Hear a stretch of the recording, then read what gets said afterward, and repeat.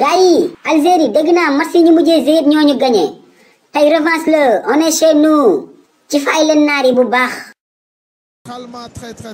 wan leen ma classement bi ma xool Aliou Mbaxal lu mu teg dama juum Aliou Cissé El Tactico.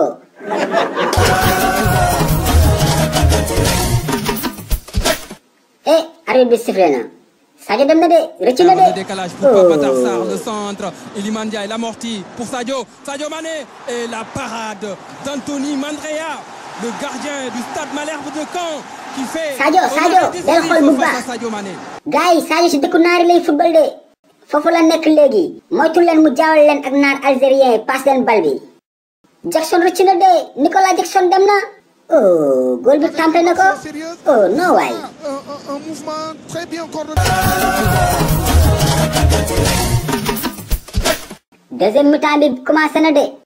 Sabaly blessé na yow. Kan moo koy remplacer. Krépin Diatta. Krépin kañ la nekk latéral. c'est Aliou Mbaxal. gars yi tiki taka leen ngir yàlla. tiki taka leen ngeen dugal am Ndiaye joxal Diop. cak ana lu ma leen xamee woon. Riyad Mahrez qui met ce ballon au second poteau, la tête et le but de Fares Chaibi qui surprend la défense sénégalaise après un coup franc très bien exécuté par Riyad Karim Mahrez.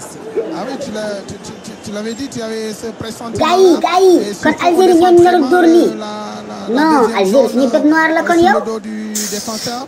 mais non dans arbitre tasal match bi temps bi jeex na suñu égaliser naari dañ naan dañ leen sàcc kon xam naa leen dañuy yàq suñu der dañoo mën a nettali.